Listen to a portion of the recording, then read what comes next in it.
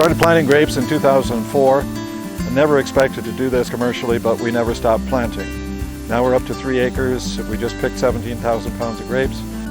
Believe it or not, you can grow grapes in Montana.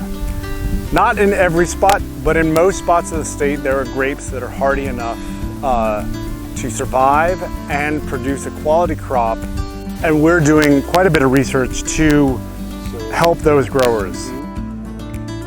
We're definitely doing this commercially. We've been open for 10 years as Eastern Montana's only commercial winery east of Billings, and we're the only winery east of Missoula with a vineyard. So my name is Amy Darling. I am the brand new vineyard program coordinator here at WARC. Here in our older block of vines, we are doing a canopy management trial.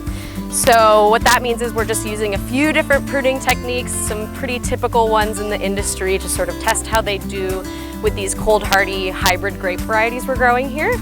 And we're also looking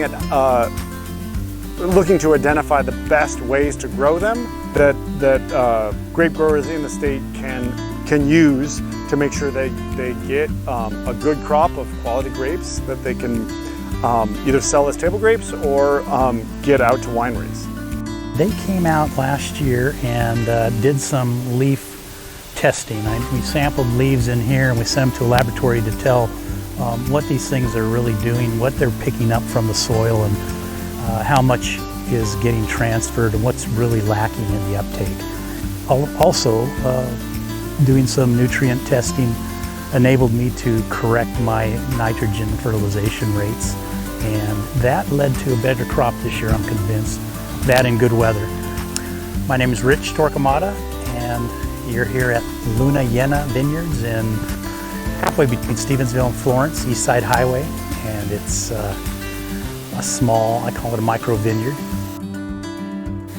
I found out that I was overwatering, and this soil holds a lot of moisture, and so when MSU Ag Center put sensors in for us, I found out that this summer I watered twice, and last summer I watered twice for the whole season. And that's all they need. It's incredible. I planted it in 2010. There's about 120 vines here, 16 different varieties, and we hand dug all the holes. In a snowstorm. In a snowstorm. It was in April and it was coming sideways.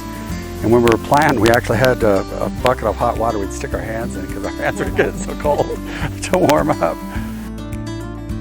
In talking to Zach and then working with Westland Seed, we were able to put together a variety of different weed control methods, chemical, mechanical, and various combinations of the two. With the size of the vineyard being what it is, we had the room to run several different experimentations.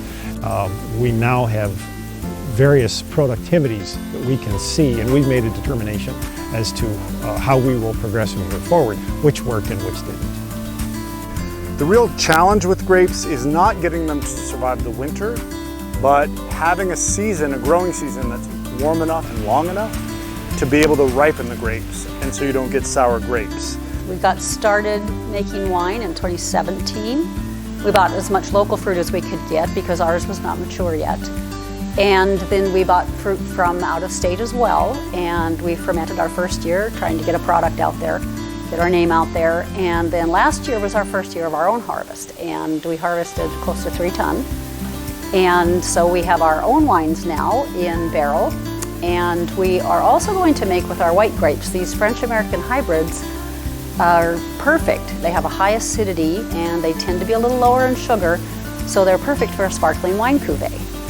Right now, a lot of these wineries are using out-of-state grapes, and I think there's potential to get them turned around and get the public familiar with hybrid cold hardy grapes and the kind of wines they produce. It's different from vinifera. It's not going to put Napa or Oregon or Washington out of business for sure. It's unique and it's different, and it's something that someone coming to the state can sample and taste something different and take it back home with them. It's really helpful to talk to the experts and see what they can share in helping you understand the whole picture.